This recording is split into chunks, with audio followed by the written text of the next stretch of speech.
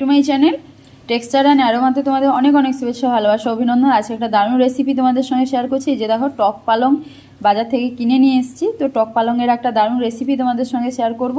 তো তোমরা অবশ্যই ভিডিও দেখো। এখানে দেখো টক পালংগুলো এইভাবে কেটে রেখেছি, ধুয়ে নিয়েছি পরিষ্কার করে। আর এখানে আমি আলু আর কচু এইভাবে সরু সরু করে কেটে রেখেছি। তো এবার কি করব তোমরা দেখে নাও। এখানে আমি ফোড়ন দিয়ে দিচ্ছি।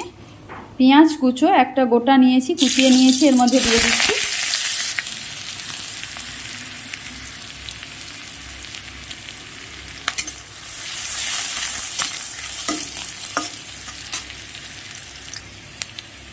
পাঁচ ফোড়ন 1 চামচ, জিরে ফোড়ন 1/2 চামচ, কেটে রাখা সবজিগুলো এর মধ্যে দিয়ে দিচ্ছি।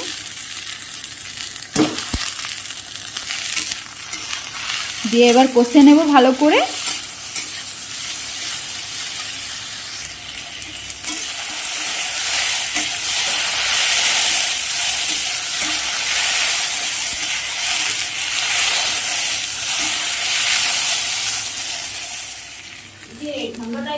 হ্যাঁ, সবজিগুলো কষা হয়ে গেছে। এর উপরে কেটে রাখা শাক আমি দিয়ে দিচ্ছি, দিয়ে আবার একটু কষে নেব।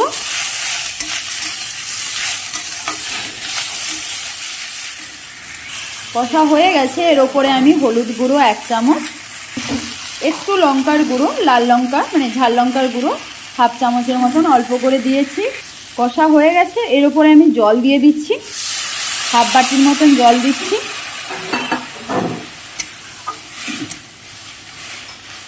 আজকে হচ্ছে তোমাদের সঙ্গে শেয়ার করছি টক পালংয়ের ঘন্ট রেসিপি। তো এটা আমি 2 থেকে 5 মিনিট ঢাকনা দিয়ে রেখে দেব সবজিগুলো সেদ্ধ করে নেওয়ার জন্য। নুন স্বাদ অনুযায়ী দিয়ে দিচ্ছি এর মধ্যে।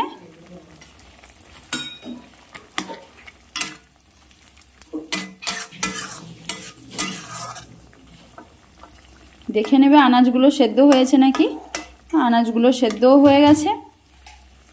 এটা এইভাবে ম্যাশ করা যন্ত্র দিয়ে একটু ঘেঁটে নেবে, নয়তো তোমরা চামচ দিয়ে বা গ্লাসের পেছন দিয়েও ঘেঁটে নিতে পারো যদি ম্যাশ করা যন্ত্র না থাকে। দিয়ে ভালো করে এইভাবে ম্যাশ করে নিতে হবে। আনাজগুলো সেদ্ধ হয়ে গেলে তারপরে করবে। জিরে বাটা 1 চামচ, এটা ভালো করে ম্যাশ করে নিয়েছি। এটা মিশিয়ে নেব। এটা হয়েও গেছে, আমি তোমাদের দেখাচ্ছি কেমন হয়েছে। তোমরা চাইলে অল্প করে একটু চিনিও দিতে পারো, যারা টকটা একদম পছন্দ করো না অল্প করে একটু চিনি দিতে পারো স্বাদ অনুযায়ী। আর যারা টক পছন্দ করো, এটা কিন্তু টকই লাগবে, হালকা হালকা টকই লাগে। এই যে দেখো, এটা এইভাবে দেখতে কত সুন্দর এসছে, খেতেও খুবই টেস্টফুল। তো আমি তোমাদের গার্নিশ করে দেখাচ্ছি। টক পালংয়ের ঘন্ট আমি এই যে গার্নিশ করে দিয়েছি, তোমরা দেখতেই পাচ্ছ কত সুন্দর দেখতে এসছে। দেখতে যেমন সুন্দর, খেতেও খুবই টেস্টফুল।